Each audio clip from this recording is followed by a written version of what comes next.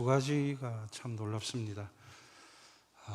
1부, 2부, 3부 어제 저녁까지 다 일어서서 찬양하는 것이 단 한 번도 다른 교회에서 본 적이 없습니다. 이렇게 다 찬양하면서 일어나서 하나님께 자신을 드리는 이 모습 참 아름답고, 또 하나 참 감사한 것은 우리 장로님 기도하시는데 제가 수많은 곳을 다녀봤지만 서울에 잘 올라가게 해달라고 기도해 주신 장로님, 내가 오늘 저녁에 안 올라가면 어쩔 뻔했습니까? 그런데 그 순간 제가 좀 지쳐 있었는데 힘이 팍 생기는 거예요. 야, 내가 오늘 저녁에 기차 타고 올라가는 것, 야, 이것도 장로님의 기도의 응답대로 되겠다 이 생각을 하니까 이거 하나하나가 다 은혜가 돼요. 그리고 오후에 이렇게 나오신 분들 제가 별명을 하나 붙여드리면요, 말씀 열사들입니다. 여러분, 열사. 말씀을 열렬히 사랑하는 분들 아니면 어제 저녁에도 드라마 안 보고 나왔을 리가 없고 뭐 대회는 나왔겠죠. 근데 이 오후에 이렇게, 그리고 이 말씀 열사들 중에서 다음 세대인 우리 청년들이 많이 보인다는 것이 굉장히 은혜가 됩니다. 힘이 되고요. 참 좋은 교회입니다. 고맙습니다. 여러분, 말씀을 열렬히 사랑한다고 하긴 하지만 사실 오늘 말씀은 이 너무 뻔한, 너무 유명한 이런 것도 또다시 들을 필요가 있느냐 싶을 정도로 어쩌면 여러분에게 너무 익숙한 말씀일 수도 있습니다. 그런데 제가 여러분에게 단언코 말씀드릴 수 있는 것은, 저는 하나님 앞에서 단 한 번도 뻔한 설교를 한 적이 없습니다. 왜냐하면 제 능력이 아니라 다시 말씀을 주셨을 때는 한 번도 뻔하지 않았기 때문입니다. 반드시 새로운 은혜가 있었습니다. 반전의 은혜가 있었습니다. 말로 표현할 수 없는 큰 역사가 있었습니다. 그래서 이 올해 첫 우리 교회에서 이렇게 우리 성도들과 나누었던 이 말씀, 집회로서는 처음 해보는 이 말씀인데 저는 굉장히 기대가 됩니다. 왜냐하면 성령님께서 이 마지막 시간에 말씀을 열렬히 사랑하는 여러분을 위해서, 여러분을 열렬히 사랑하는 주님께서 전에 들은 적도 없고 본 적도 없고 생각해 본 적도 없는 역사상 가장 위대한 은혜를 지금 주실 줄로 믿기 때문입니다. 반드시 주실 것입니다. 말은, 흔히 우리가 말은 자주 반복하면 식상합니다. 재미가 없습니다. 같은 말 계속 반복하면. 아무리 재미있는 드라마도, 아무리 재미있는 코미디도 두세 번 보면 그거 뭐 금방 질립니다. 요즘 저한테 질리지 않는 한 사람이 있긴 합니다. 임영웅. 안 질리더라고요, 아직은. 그런데 말은 질릴 수 있습니다. 계속 반복하면. 그러나 말씀은 질리지 않습니다. 이게 참 신비로워요. 여러분, 한번 우리가 어떻게 사는 존재인가를 생각해 보세요. 어떤 사람들은 말에 의해서 사는 사람이 있습니다. 말에 좌우되는, 사람의 말, 사람이 하는 그 말에 따라서 내 감정도 변하고 생각도 변하고 행동도 변하고 거기에 흔들리는 사람이 있습니다. 또 어떤 사람들은 여러분들처럼 사람의 말이 아니라 하나님의 말씀에 의해서 좌우되는 사람, 하나님의 말씀에 의해서 사는 사람이 있다는 것입니다. 우리 사람의 말에 좌우되지 마십시다. 사람의 말에, 그 말에 따라 사는 사람 되지 마십시다. 정말 자존심 상하잖아요. 우리는 말에 의해서 좌우되는 사람이 아니라 하나님의 말씀에 의해서 좌우되고 하나님의 말씀에 의해 살게 되는 그런 사람, 그런 사람이 말씀 사랑하는 사람이고, 그런 사람은 그게 어떤 본문이든지 어떤 말씀인지 벌써 기대가 딱 됩니다. 가슴 속에서 벌써 받아들일 준비가 딱 되어 있거든요. 여러분, 이제 여러분 이 말씀 한번 다시 보자고요. 한번 다시 보시면, 자, 구하라 그리하면 너희에게 주실 것이요, 찾으라 그리하면 찾아낼 것이요, 문을 두드리라 그리하면 너희에게 열릴 것이니. 여러분이 오늘 이 말씀에 같이 빠져들면서 여러분이 한 번도 가보지 못한 깊은 곳까지 내려가게 될 것이고, 올 한 해를 살아가면서 어쩌면 여러분에게 제일 중요한, 남은 평생에 있어서 제일 핵심적인 말씀이 될 수도 있습니다. 이제 서서히 여러분 저와 함께 한 단계 한 단계 저 깊은 샘이 솟아나는 깊은 곳까지 내려가 보십시다. 먼저 화면 보여주십시오. 말씀을 조금씩 알아가는 기쁨. 이 말씀은 누가 뭐래도 약속의 말씀입니다. 구하면 주시겠다는 약속, 찾으면 찾아내게 해주실 거라는 약속, 두드리면 반드시 열어주실 것이라는 약속. 그러니까 주님의 음성이 들립니다. 약속의 말씀이기 때문에 네가 그렇게 기도하면 내가 반드시 응답해 줄게, 이런 약속의 말씀입니다. 여러분, 제가 작년 10월에 안식월을 좀 했습니다. 한 달을 완전히 쉬었어요. 약간 흔들리는 일이 좀 있었습니다. 교회적으로, 개인적으로 예배당을 다 짓고 나서 또 여러 가지 일들 하면서. 그런데 약간의 마음이 흔들리고 목회가 약간 흔들리던 그 시점에 흔들리지 않는 게 있다는 사실을 발견하고는 너무 놀랐습니다. 내가 왜 흔들리지? 뭘 잡고 있기 때문에 흔들리지? 내가 잡은 것이 뭐지?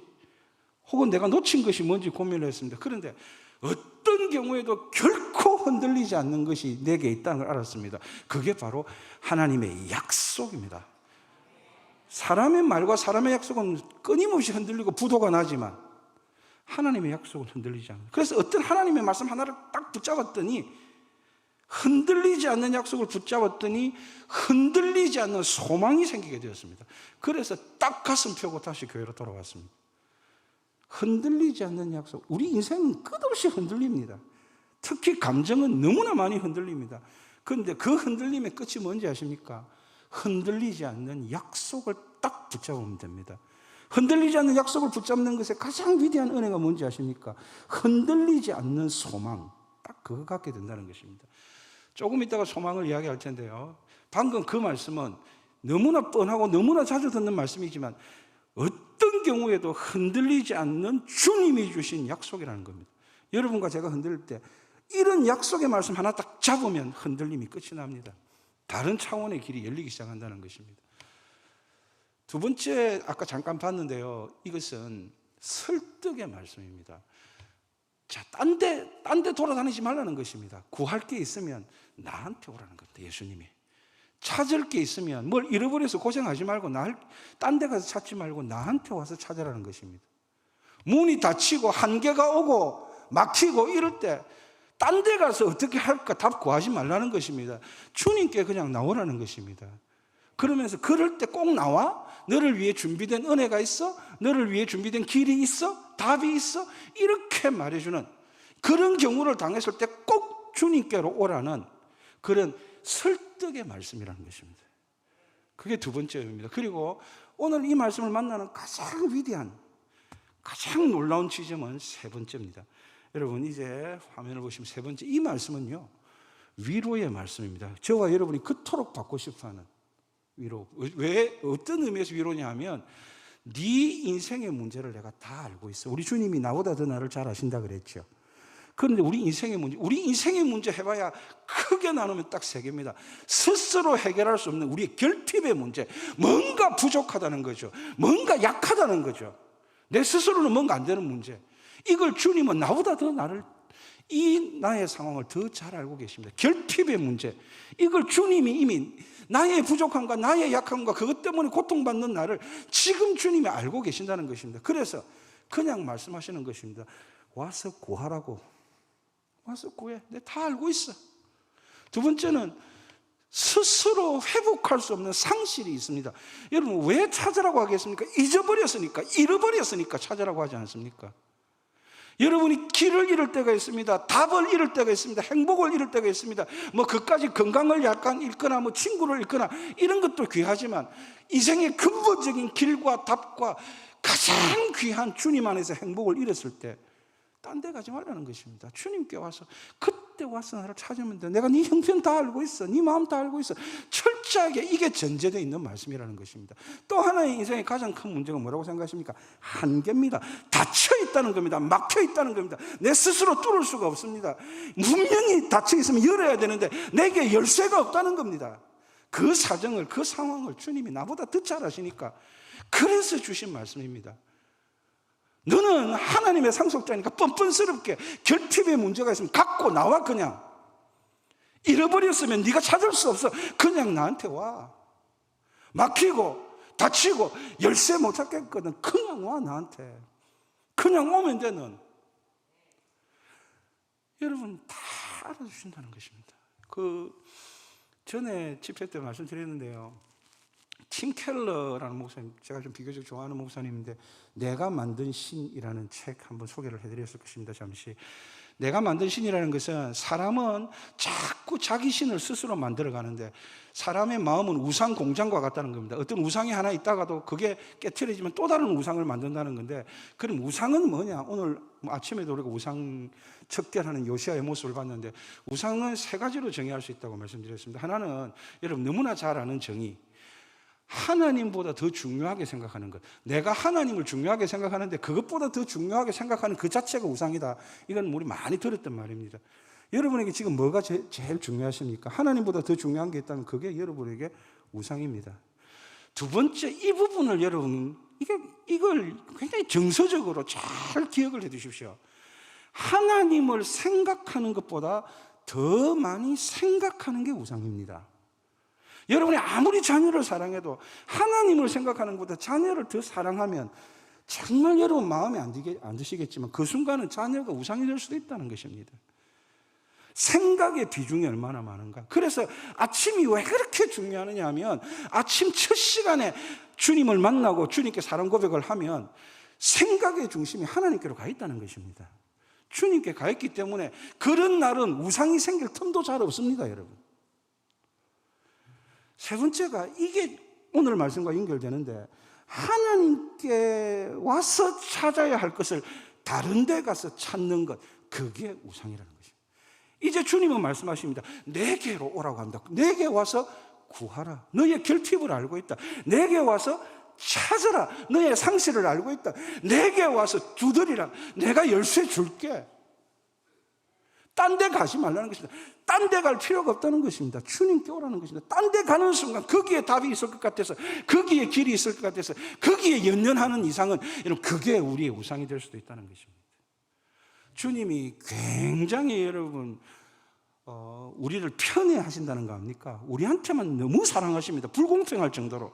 동시에 너무 사랑하기 때문에 질투한다는 것도 아십니까? 다시 한번 말씀드리지만 여러분, 오늘 이 말씀의 세 번째 키워드는, 첫 번째 키워드가 흔들리지 않는 약속의 말씀이다. 붙잡으면 안 흔들리게 되어 있다. 두 번째는 설득한다. 계속 우리를, 주님이 제일 잘하시는 것이 설득이거든요. 설득하시려고 성령님 보내주신 거거든요. 우리 설득하시려고. 세 번째가 지금 무슨 말씀이라고요? 위로의 말씀. 다 안다는 것입니다. 우상에게 너를 빼앗기지 싫다는 것입니다. 너는, 이사야 42장 8절, 나는 우상에게 너희를 내어주지 않을 것이라고. 나는 결코 너희를 우상에게 던지지 않을 것이라고 약속이 나와 있습니다. 너는 내 찬송이라고, 내 기쁨이라고 말씀하십니다. 못 준다는 겁니다. 여러분, 이제 한번 생각을 해보십시다. 여러분, 혹시 예수님께서 이 땅에 오셔서 공생애를 시작하면서 제일 처음 했던 표적의 사건을 아십니까? 제일 처음 나타낸 표적이 남은 예수님의 생애 전체를 보여주는 표지판입니다. 그런 사역을 하실 거야, 그런 공생애를 살아가실 거야 라는 것을 미리 보여주는 첫 번째 사건, 여러분, 갈릴리 가나 혼인잔치에서 물로 포도주를 만든 사건인데, 미리 말씀드리면 그때 물은 식수가 아닙니다. 식수를 가지고 포도주를 만든 게 아닙니다. 허들의 물입니다. 비 오면 바다 놓는 물 말입니다. 그쪽에 그 나라가 여러분 물이 굉장히 귀하잖아요. 받아서 손님이 오면 손을 씻고 발을 씻고 그러고 나면은 버려야 될 물입니다. 그런 허들의 물로 포도주를 만드신 것입니다. 마치 이런 인생 같죠. 허들의 물과 같아서 한 번 써먹고 버려질 인생을 향기나는 새 포도주의 존귀한 인생으로 바꾸는 것, 그게 그때의 표적이라면 주님은 앞으로 평생 그 공생애 내내 그런 일을 하실 것입니다. 한 번 태어나서 한 번 살다가 그것으로 그것으로 버림받을 인생을 영원히 주님과 함께하는 가장 존귀한 새 포도주의 인생으로 만드시는 것, 그걸 이야기하는 것 같습니다. 다시 한번 보시겠습니다. 그런데 이 새 포도주의 표적이 어떻게 나왔는가? 갈릴리 가나에서 혼례가 있어요. 저 갈릴리 가나 다녀왔습니다. 그런 교회가 있더라고요. 예. 막 설명해주고 싶은데 길어질까봐. 예. 포도주가 떨어졌습니다. 이걸 뭐라고 말합니까? 결핍이라고 말하는 것입니다. 꼭 있어야 됩니다. 혼인잔치에. 우리 홍어 꼭 있어야 되듯이 꼭 혼인잔치에 있어야 됩니다. 예. 최근 들어서 이 호남 지역에 제가 이 두 달 동안 한 3번 정도 우리 교회 장례식 참을 해왔는데, 역시 장례식에 와서 슬픔과 아픔을 나누었지만 역시 홍어는 맛있었습니다. 이제 잘 먹습니다. 삭히면 삭힐수록 맛있습니다. 자, 어쨌든 이 결핍, 꼭 있어야 하는 결핍. 그런데 예수의 어머니가 예수님께 말합니다. 포도주가 없다라고 말합니다. 결핍의 문제를 예수님께 말하고 있습니다. 그러자 여러분, 예수님께서 이 허드렛 물을 가지고 오라고 해서 그 허드렛 물을 새 포도주로 만드십니다. 포도주의 향기로 가득한 집안이 되게 하십니다. 그래서 이 표적을 행하여 중요한 것은 그의 영광을 나타내셨다라고 말합니다. 여러분, 어디에서 시작됐습니까? 어머니가 포도주가 없다고 말한 건요? 아니면 하인들이 물을 가져온 건요? 예수님께서 기적을 행하신 건요? 아니죠. 어디서 시작됐죠? 결핍에서 시작됐다. 부족함에서 시작되었다는 것입니다. 그렇다면 우리의 부족함과 결핍을 누구보다 잘 아시는 주님께서 그 결핍과 부족함의 문제를 가지고 영광의 사건으로 만들지 않으실까요? 여러분이 상상도 못한 무슨 화학적 변화, 물리적 변화가 아니라 존재 자체가 변하는 그런 표적이 일어나지 않을까요? 그러기 위해서 우리에게 있는 결핍이라면 괜찮은 거 아닐까요? 여러분, 제가 이 생각을 하면서 이런 표현을 한번 써봤습니다. 저는 말 만드는 걸 좋아합니다만, 한번 보시면 다음 화면 한번 보여주십시오. 자, 그 다음 화면 보여주십시오. 미리 먼저 보고 갈게요. 자, 부족함이라는 것은요, 저도 부족합니다. 결핍이라고 하는 것은 제가 이렇게 이름을 붙였습니다. 주님의 은혜로 채워질 공간입니다. 부족함의 문제가 아니라 부족한 만큼 주님이 이제 그 부족한 부분에 은혜로 채워질 공간이고, 공백이 아닙니다. 공백이라 하면 굉장히 안타깝죠. 왜 이래 공백이 공백이 아니라 우리 동양화처럼 아름다운 여백입니다. 저는 그렇다고 생각을 합니다. 그리고 약함, 다시 한번 앞으로 돌아가십시다. 앞에 고린도전서 12장 9절 보십시다. 고린도후서 12장 9절. 자, 바울이 약함에 대해서, 약함도 결핍이거든요. 가장 큰 결핍 중에 하나가 약함인데, 바울은 결핍에 대해서 뭐라고 말하는지 보십시오. 나의 여러 약한 것들을 자랑하는 굉장히 똑똑한 사람이고 굉장히 담대한 사람인데, 이분도 많이 약하답니다. 몸도 약하고 마음도 약하고. 그러면서 그 약함을 왜 자랑하느냐 하면, 이는 그리스도의 능력이 내게 머물게 합니다. 약함이라는 이름의 결핍, 아까 부족함이라는 이름의 결핍은 은혜가 채워질 공간이었습니다.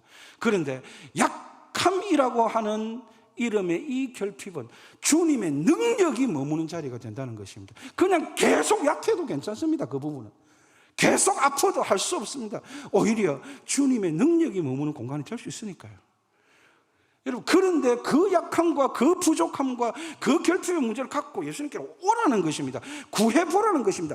어떻게든 결과가 나오게 해주겠다는 것입니다. 그래서 여러분, 저는 이렇게 표현했습니다. 부족함도 약함도, 저도 이만큼 생애를 살아보니까, 삶을 살고 목사로 살면서 저희 인생뿐만 아니라 다른 많은 사람 인생을 보니까 진짜 그렇더라고요. 이거 제법 괜찮은 여백이다. 공백 아니더라. 하나님께서 우리를 상속하실 때, 우리에게 상속하실 때 약함이나 부족함을 모르시는 게 아니더라는 것입니다.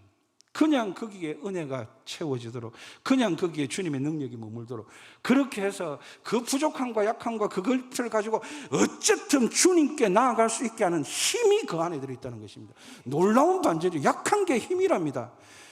부족한 게 힘이랍니다. 결핍이 힘이 될 수 있습니다. 어떤 힘? 어쨌든 주님께로 나가게 하는 힘. 누구에게는? 하나님의 상속자들에게는. 그러니까 힘이 된다는 것입니다. 이런 의미의 말씀이었다는 것입니다. 그 다음에 여러분, 우리가 뭘 상실하고 잃어버리잖아요. 잃어버리면 제일 감정적으로, 정서적으로 느끼게 되는 감정이 뭐예요? 그게 낙심입니다. 혹은 절망이라고 말합니다.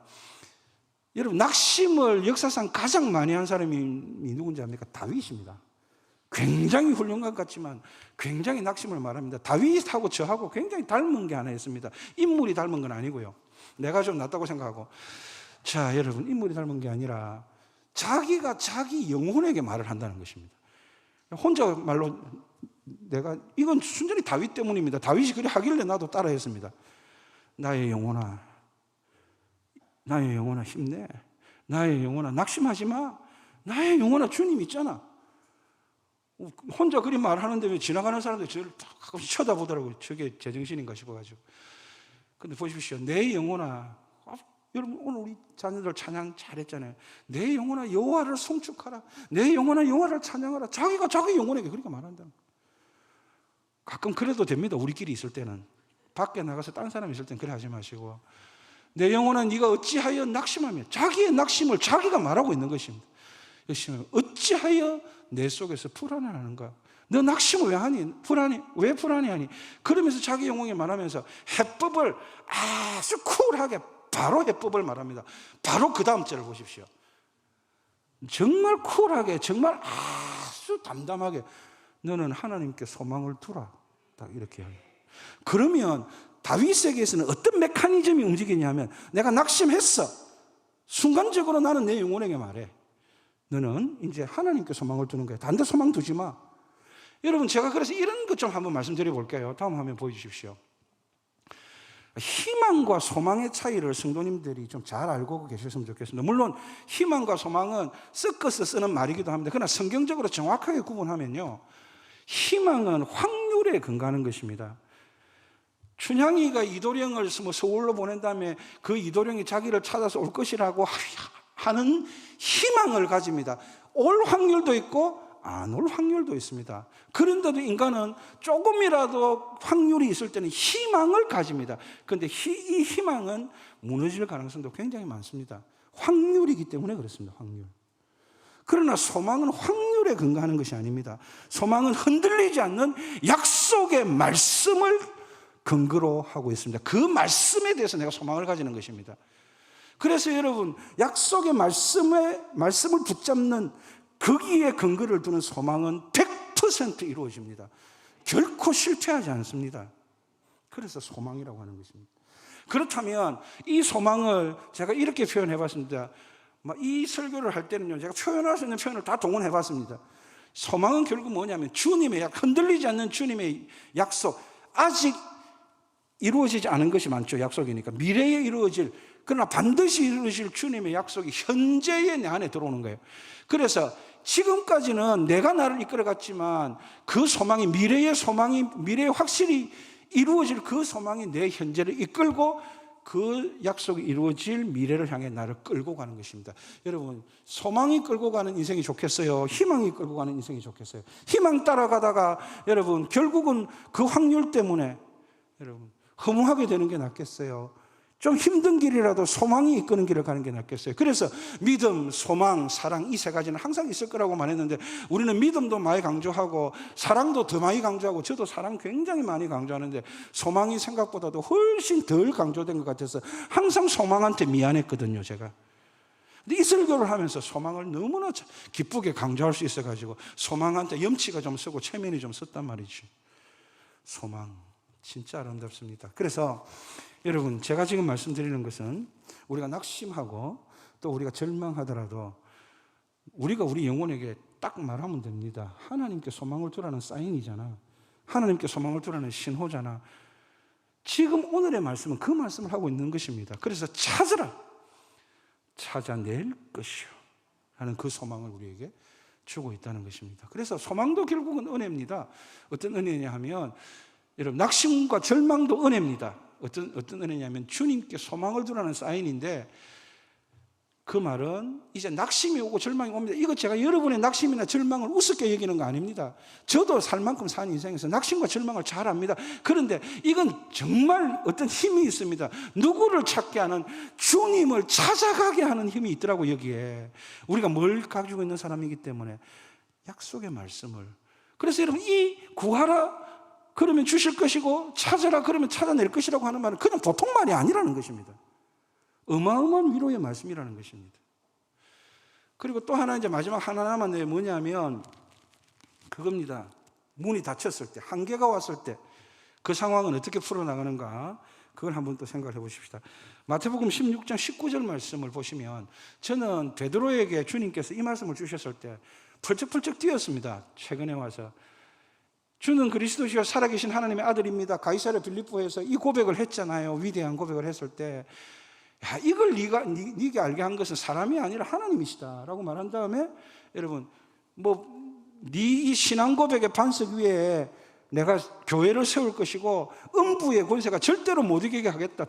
광주 드림교회에 이 예수님, 그리고 예수님을 향한 신앙 고백의 반석 위에 세워진 이 교회는 음부의 세력이 절대 못 건드립니다. 한 길로 왔다가 7길로 도망갑니다. 제가 스물스물 걸어왔다가 주님의 이름 외치고 찬양할 때 다 쫓겨나고 굴복하고 돌아가고 잘 못 찾아옵니다. 이 교회는 한번 왔다가 혼이 나서 가기 때문에. 딱 그런 교회네요. 보니까 우리 교회하고. 예. 우리 교회를 하는데 아무도 동의를 안 하시는지 모르겠어요. 중요한 것은 여러분, 그때 주님께서 내가 천국의 열쇠를 주겠다고 했다는 것입니다. 왜 주셨을까요? 우리 인생에 열어야 될 일이 많다는 겁니다. 하늘 문도 열고 은혜의 문도 열고 닫힌 문도 열고 막힌 문도 열고 열어야 되죠. 그때 우리에게 주신 게 천국의 열쇠. 여러분, 다치면 저는 천국의 열쇠 찾습니다. 열쇠 있지. 천국의 열쇠. 그러면 여러분, 그 천국의 열쇠가 구체적으로 뭘까요? 여러분 다 아시죠? 이제 다음 성경 구절을 보십시다. 요한복음 14장 14절을 보시면, 내 이름으로 무엇이든지 내게 구하면, 그러니까 내게 구하면 내가 행하리라, 내게 와서 문을 두드리면 내가 열어주리라 하는, 그게 뭐냐면 내 이름이라는 것입니다. 예수 그리스도의 이름 말입니다. 여러분이 그 이름을 부르면서 찬양한 것입니다. 여러분이 천국의 열쇠를 갖고 있다는 것입니다. 여러분이 그 이름을 부르면서 오늘 아침에도 기도하셨습니다. 천국의 열쇠입니다. 여러분이 예수님의 이름으로 주신 말씀 갖고 약속 갖고 있다는 것입니다. 예수님의 이름이 열쇠이기 때문에 그게 열쇠입니다. 여러분, 우리가 정말 진짜 한계에 안 보신 분들은 그 한계, 그 막힘, 그 답답함, 그 열리지 않음이 얼마나 아프고 힘든지 압니다. 그런데 주님이 말씀하십니다. 내가 너에게 준 천국의 열쇠가 있지 않느냐. 와서 막 두드려 보라고 합니다. 그리고 열쇠를 넣어서 한번 돌려보라고 말씀하십니다. 진짜 열리는지 안 열리는지. 사랑하는 성도 여러분, 그래서 제가 이렇게 정의를 해놨습니다. 한번 보십시오. 여러분, 한계나 다침은 의미가 있습니다. 천국 열쇠를 가질 수 있는 기회이기도 하고 사용할 수 있는 기회이기도 합니다. 그러면 여러분, 한계도 절망도 낙심도 은혜입니다. 저는 한계를 이렇게 생각합니다. 한계는 비전으로 나아가는 마디다라고 생각합니다. 한계를 극복하는 것은 주님이 주신 비전입니다. 그러면 한계가 있다는 것은 하나의 마디가 있는 것이고, 주님이 주신 비전을 가지면 그 한계를 넘어설 수 있다, 이렇게 생각을 하고 또 이렇게 확신하고 있습니다. 그래서 한계는 주님의 이름을 가지고 주님의 이름을 부르게 하는 힘이 있습니다. 제가 지금까지 다 말씀드렸습니다. 결핍도 힘이 있답니다. 우리가 가진 결핍은 뭔가 채워지는 은혜의 공간이라고 말씀드렸습니다. 상실도 힘이 있다고 말했습니다. 주님을 찾아가게 하는 힘이 있다는 것입니다. 소망을 향해 나아갈 수 있게 하는 힘이 있다는 것입니다. 그리고 또한 지금 제가 무엇을 말씀드리고 있습니까? 이 닫힘, 한계도 그것을 뛰어넘어 주님의 비전이라는 새 세계를 향해 열쇠를 돌려서 그 문을 열고 나갈 수 있는 힘이 되는 것이, 그걸 주게 하는 것이 제가 여러분에게 말하는 바로 그 한계입니다. 근데 주님이 그걸 다 하신다는 것입니다. 그러면 우리는 셋 중에 하나는 어느 날 걸릴걸요? 오늘은 진짜 부족하네. 뭔가 이렇게 모자라서 안 되겠네. 아니, 왜 이렇게 답답하게 이 소중한 것을 잃어버려서는 안 되는 것을, 이거 다시 찾으면 절대로 내가 못 살 것 같은 그런 걸 잃어버렸어요. 근데 찾아야 되겠어요. 그때 내가 할 수 있는 건 단 하나밖에 없어요. 주님께 나가보는 거예요. 다쳤어요. 한계예요. 두드려도 안 돼요. 주님이 열쇠가 어디 있습니까? 암만 찾아도 안 돼요. 근데 그때 내가 가진 열쇠가, 내가 받은 열쇠가 뭔지를 생각하게 하는 힘이 여러분, 그 한계가 주는 힘이라는 것이에요. 하나님의 상속자라는 개념에서 이 말씀을 받으면 완전히 다른 차원이 된다니까요. 그래서 여러분, 저는 이 네 번째 단계, 첫 번째 단계가 흔들리지 않는 약속의 말씀 단계였고, 두 번째가 설득의 단계였고, 세 번째가 위로의 말씀, 그 우리 형편을 다 안다는 위로의 말씀이었고, 네 번째 이 단계는 그야말로 은혜의 말씀입니다. 너를 위해 모든 것이 결국은 은혜가 되게 해줄게. 다른 말로 모든 것이 합력하여 선을 이루도록 해줄게. 이 모든 것, 모든 과정에 고난도 있고 아픔도 있고 결핍도 있고 뭐 상실도 있고 한계도 있어도 다 합치면 합력하여 선이라는 것은 하나님이 기뻐하시는 것, 하나님이 꿈꾸는 것, 하나님의 뜻대로 되는 게 선입니다. 딱 한마디로 정하면 어떻게 되는 게 선이라고요? 하나님의 뜻대로, 하나님의 뜻이 이루어지는 것. 우리의 결과는 그런 선이 하나님의 뜻의 성취라는, 하나님의 뜻의 실현이라는 마지막 그 지점에 딱 가게 되어 있습니다. 과정을 보고 흔들리지 마시라는 겁니다. 분명히 끝은 그렇습니다. 그럴 수 있도록 우리에게 주신 말씀이 구하라 줄게, 찾으라 찾아 내게 해줄게, 두드리라 꼭 열어줄게. 누가 그 말을 이렇게 자신 있게 할 수 있습니까? 어느 인생이 그렇게 해주겠다고 우리에게 말씀하고 약속할 수 있습니까? 할 수 있는 능력을 가지시니까, 할 수 있는 여러분 그만한 파워를 가지니까 주님 외에는 아무도 없는데요.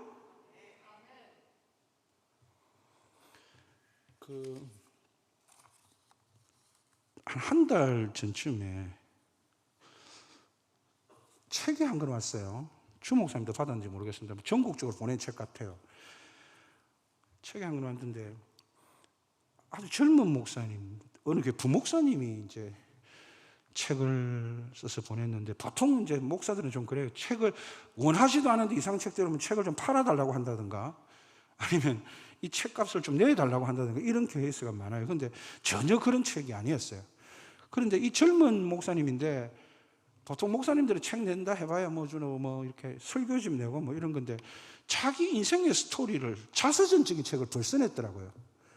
그러니까 저는 깜짝 놀랐습니다. 나이도 어린 사람이 이렇게 벌써 자서전적인 책을 이렇게 내고, 그걸 전국 교회에 보내서 목사님들 다 읽어주세요 하고 하는 거, 공부도 꽤 많이 했고 똑똑하고 뭐 여러 가지로 교회도 잘 섬기는 그런 목사들이라고요, 알아보니까. 그런데 이 목사의 자서전을 딱 앞에 몇 페이지만 읽으면서, 그래도 읽어봐야 되겠다, 인간적으로 후배인데, 그러면서 제가 정말 충격을 받았습니다. 얼마나 은혜가 되는지. 그래서 여러분에게 조금 읽어드리려고 합니다. 좀 잘 들어보십시오. 다 읽는데 3분 걸립니다. 그래서 성령 충만한 사람은 이럴 때 지겹거나 힘들지 않습니다. 지겹다 싶으면 자기에게 문제가 있다 이렇게 생각을 해야지. 저는 진짜 잘하고 있거든요. 성령 충만하니까. 자, 그 책을 지금 제가 프린트 해온 여기까지만 읽고, 그 다음은 저도 아직도 안 읽었습니다. 왜냐하면 그 뒤에도 재미있을 것 같아서 요 정도만 해놓고 또 그 다음에 또 읽어야지, 이런 책으로 남겨놨습니다. 서재에 바로 눈에 보이는 자리에 있습니다.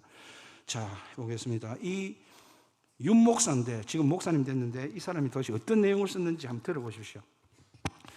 초등학교 5학년 때 잠깐 두 번째 줄에 서보고는 평생 맨 첫 줄에 섰고 첫 줄에 앉았습니다. 아주 작았다는 뜻입니다. 맨 첫 줄. 이 절망감은 아마 당해보지 못한 사람들은 상상도 할 수 없을 만큼 아주 아픈 일입니다. 어린 나이에 벌써 삶을 버리고 싶을 정도로 큰 아픔이었습니다. 적어도 저는 그랬습니다. 사람이 덩치가 작으면 모두가 무시합니다. 특히 남자들은 더 그런 것 같습니다. 모두가 작은 사람과 싸우면 이길 수 있다고 생각합니다. 저 작은 덩치 내가 이길 수 있어, 다 그렇게 생각한다는 거죠. 그러니까 지고 싶지 않으면, 저는 덩치가 작은 저는 지고 싶지 않았기 때문에 세상 모두와 싸워야 했습니다. 그러나 그 삶이라는 게 얼마나 고되고 힘들었겠습니까? 모두하고 싸워야 했다는 것이죠. 그래서 저는 분노했습니다. 누가 나를 이렇게 작게 만든 거야? 욕하며 세상을 저주할 수밖에 없었습니다. 그러다가 웃기게도 초등학교 4학년이 되면서 힘이 갑자기 세졌습니다. 그러니까 이제 아주 큰 아이들과도 싸울 수 있게 되었습니다. 싸움은 치열했습니다. 저를 무시하는 세상 모두가 싫은 데다가 별로 살고 싶지도 않아서 싸우다가 내가 죽지 뭐, 이런 각오로 매번 목숨을 건 치열한 싸움을 싸웠습니다. 살고 싶지 않다는 마음이 싸움에 그렇게 큰 도움이 될 줄 몰랐습니다. 코피가 나면 끝나는 초등학생들의 싸움에 목숨을 걸고 싸웠으니 아이들이 그냥 제게 질려버렸습니다. 그러니까 그 누구도 저와 친구가 되려고 하지 않았습니다. 목숨을 걸고 덤비는 독종을 누가 좋아하겠습니까? 그러니 또 한편 얼마나 외로웠겠습니까? 참 답답했습니다. 싸움에서 이기려고 한다면 친구를 기대하지 말든지 아니면 져주는 맛이라도 있어야 하는데 어린 아이다 보니 싸우면서도 한편으로는 친구를 기대하는 마음이 같이 있었습니다. 점점 더 외로워졌습니다. 마음속으로 주문을 걸었습니다. 그런 놈들 다 필요 없어. 원래 인생은 그런 거야. 혼자인 거야. 더 염세적이 되고 더 염세적이 되었습니다. 죽고 싶지만 죽지도 못하고 친구가 없어서 생긴 외로움이 깊어지고 돌처럼 단단해져 버렸습니다. 그러던 어느 날 초등학교 4학년 말쯤이었습니다. 저희 어머니가 학교 선생님의 초청으로 교회에 나가게 되었습니다. 총동원 전도주일에 초청받았던 것입니다. 그전에도 어머니가 종교심이 있었는데 그래서 그런지 쉽게 교회에 나갔습니다. 어머니는 그 다음 주일에 저를 교회로 초청했고 저도 어머니의 성화에 못 이겨서 교회에 나가게 됩니다. 초등학교 4학년 때입니다. 유년주일학교 첫 설교, 그것도 교역자가 아닌 부장 집사님이 말씀을 전하신 그 설교에서 저는 놀라운 말을 들었습니다. 예수님이 나를 위해서 십자가에서 죽으셨고 그 예수님은 나의 친구가 되어 주십니다. 친구. 저는 친구란 말에 꽂혀버렸습니다. 누구야? 내가 너를 위해 죽었고 이제 내가 너의 친구가 되어줄게. 그 음성이 계속 친구 없어서 그렇게 왔는데 친구가 되어줄게. 2분 30초 지났습니다. 30초 남았습니다. 제 평생에 듣고 싶었던 단어 친구, 정말 간절했던 친구라는 말을 첫 예배에서 들었습니다. 친구들과 늘 싸우기만 해서 절대 들을 수 없었던 말인데 작다고 너무 무시해서 더러워서 던져버렸던 말을 예수님이 제가 처음 교회에 간 날 저에게 속삭여 주셨습니다. 내가 친구가 되어줄게. 저는 첫 예배에서 예수님을 만나버렸습니다. 예수님이라는 친구는 저를 무시하지도 않고 싸워 이기려 하지도 않고 심지어 저를 사랑하고 너무 사랑해서 십자가에 대신 죽어주기까지 하신 친구였습니다. 그때부터 이상한 일이 벌어졌습니다. 그때부터 저는 예수님이라는 친구와 진짜 친구가 되기 위해서 열심히 교회를 다녔고 열심히 예수님과 친해지려고 했습니다. 결국 예수님과 진짜 찐 친구가 되었습니다. 진짜 놀라운 일은 제 인생 첫 번째 친구이신 예수님은 자기 친구들, 예수님을 믿는 사람들을 저에게 계속 소개해 주셨습니다. 많은 친구가 생겼습니다. 어찌 이런 일이 있을 수 있습니까? 참 놀라운 일이고 기적입니다. 이제 저는 마지막 문단을 읽어드릴 겁니다. 이제 잘 들으셔야 합니다. 정말 저를 아프게 했던 그 부족함, 삶을 포기하고 싶게 만들 정도로 크고 컸던 그 부족함이 연결고리가 되었습니다. 그 부족함이 연결고리가 되어 저는 예수님을 만나게 되었습니다. 예수님은 제게 친구가 되어주셨습니다. 부족함은 제게 큰 선물이었습니다. 예수님을 만나게 해준 아름다운 선물이었습니다. 여러분, 이 책을 제가 이 설교를 할 어간에 읽었다는 것이죠. 그러면서 제가 이제 여러분에게 이 마태복음 7장 7절에 4단계까지 말씀을 드렸고요. 첫 번째 약속의 말씀, 두 번째 설득의 말씀, 세 번째 위로의 말씀, 네 번째 은혜의 말씀. 이 5번째를 지금 그래서 이야기할 것입니다. 일단 질문을 한번 보십시오.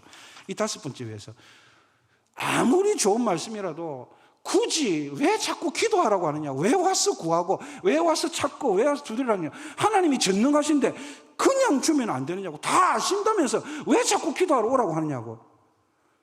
그것조차도 하나님이 주시면 될 것 아니냐고. 왜 기도해야만 주신다고 하지? 이런 하나님이 이해가 안 된다는 것입니다.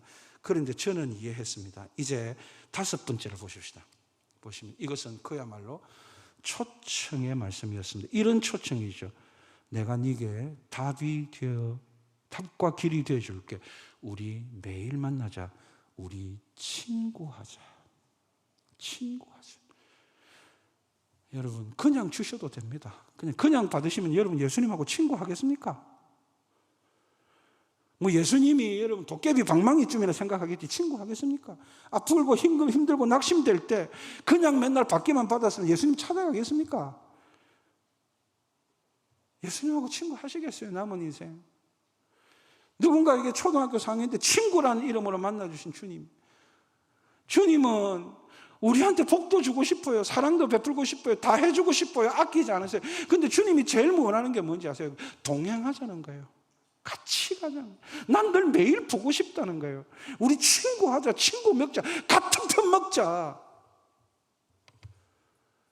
이제 말씀을 마치면서 여러분, 제가 대학교 다닐 때 선동열이라고 하는 국보급 투수가 저보다 한 해 선배였어요. 같은 학교. 그리고 박노준이라는 설린상고 친구가 바로 그 아래, 우리하고 동기였어요. 같이 수업 듣는 게 있었어요.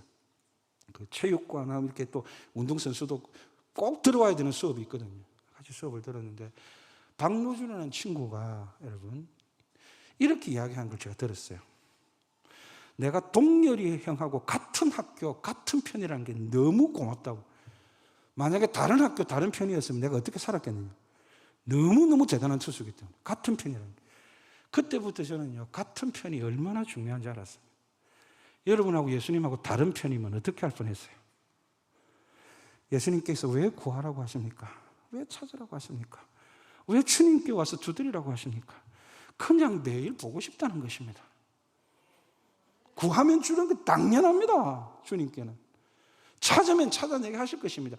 혹 못 찾아도 안 줘도 훨씬 좋은 걸 준비하고 계실 것입니다. 상상도 못한 위대한 것을, 그것보다 훨씬 큰 것을 우리를 위해서 예배하고 계실 것입니다. 근데 그것보다 주님께 훨씬 중요한 것은 그런 식으로 우리에게 점수 따고 싶은 것이 아니라 그냥 우리를 너무 좋아하니까 함께 가자는 것입니다. 친구하자는 것입니다. 여러분, 친구 있으셔야 됩니다. 여러분, 혼자 갈 수 없는 길이지 않습니까? 친구 있으셔야 돼요. 그래서 여러분, 이제 오늘의 말씀을 이렇게 정리해 볼게요. 오늘 말씀 보십시다. 세상에서 가장 위대한 초청은 마태복음 7장 7절 말씀입니다. 왜 가장 위대하다고요? 약속의 말씀이고 설득의 말씀이고 위로의 말씀이고 은혜의 말씀이기 때문에도 그렇죠. 그러나 가장 중요한 것은 이 말씀은 주님이 간절히 우리를 부르시는 거예요. 간절히 오라고 부르실 때에 우리는 지체하랴. 이 찬송이 있잖아요. 간절히 부르신 주님이 주신 은혜를 왜 안 입었고 못 들은 채 하려나. 여러분, 오늘도 못 들은 채 하시겠습니까? 여러분, 그런 수준의 우리 성도님들 아니시죠. 그래도 기억하십시오. 주님이 이 말씀 하실 때는 너무나 유명해서 너무나 뻔해서 그런 말씀을 주신 것이 아니라 지금도 애타게 너와 함께 하고 싶다. 우리 친구하자. 우리 같은 편 먹자. 나는 네 편이 되고 싶다. 너도 내 편이 되라. 그렇게 살아가시자는 거예요. 그러면서 하나님이 주시는 상속을 많이 받으십시오. 꿈도 꾸십시오. 도전도 하십시오. 당당하게 해보십시오. 안 되면 갑절의 은혜를 달라고 하십시오. 그러면서 걸어가십시오, 여러분. 서울의 저 한 구석에 있는 홍제동 한 구석에 있는 한 교회와 광주의 이 넓은 터에 있는 이 한 교회가 서로에게 여러분, 이런 역사가 일어나고 있다고, 이런 하나님의 은혜가 나타나고 있다고 항상 서로가 그런 소식과 그런 안부를 전할 수 있는 그런 결핍이 있었는데, 그런 한계가 있었는데, 그런 상실이 있었는데 마침내 하나님께서 이렇게 해주셨다는 간증과 진짜 우리 편이 되어주시더라. 진짜 예수님하고 우리가 같은 편이더라. 그렇게 고백하고 그렇게 증언할 수 있는 날들을 우리가 남은 인생 동안 살아가야 하지 않겠습니까? 그럴 수 있도록 매일 여러분, 역사상 가장 위대한 아침을 맞이하십시오. 그리고 여러분이 도전하는 것이 역사상 가장 위대한 도전입니다. 그거 하십시오. 안 되면 구하라 하시는 주님께 구하십시오. 안 되면 찾으라 하시는 주님께 가서 찾으십시오. 딴 데만 안 가면 됩니다. 딴 데 가지만 안 하면 됩니다. 막히면 두드리라 하신 주님께 오십시오. 진짜 기다리고 계십니다.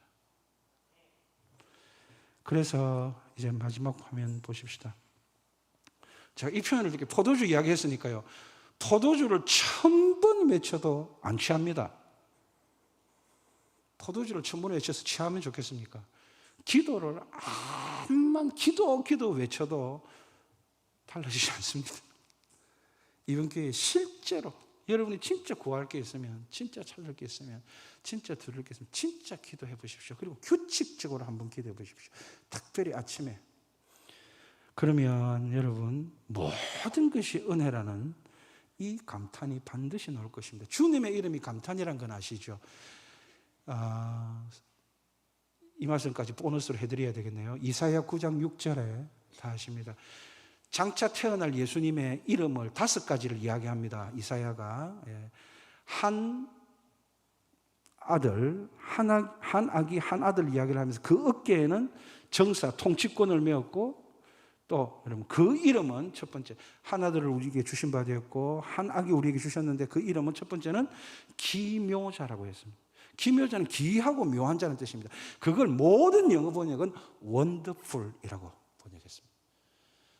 주님의 첫 번째 이름이 기묘자, 두 번째가 모사. 모사는 요즘 제일 좋은 번역은 보혜사라는 뜻입니다. 그때 거기 모사는. 세 번째가 전능하신 하나님, 네 번째가 영존하시는 아버지, 다섯 번째가 평강의 왕이라고 할 때 그 첫 번째 이름이 제일 중요하고, 첫 번째 이름이 나머지 네 개의 이름을 전부 수식하는 형용사의 역할도 합니다. 원더풀 보혜사, 원더풀 이 전능하신 하나님, 원더풀한 영존하시는 아버지, 원더풀한 평강의 왕. 그리고 그 이름 자체가 His name is wonderful. 그의 이름은 감탄입니다. 반드시 감탄케 하십니다. 그래서 제가 그렇게 썼네요. 모든 것이 은혜, 이 감탄이 나오게 됩니다. 그리고 주님과 많이 친해졌거나 이 느낌이 드시게 됩니다. 이때까지 가면 됩니다. 그렇게 나가십시오. 그래서 마지막 찬송도요, 첫날 부른 것처럼 저는 이 찬송을 부를 수밖에 없습니다. 모든 것이 은혜라는 이 확신, 이 감탄이 우리에게 터져 나올 수 있도록 은혜라는 찬송을 하고 모든 말씀을 마치겠습니다.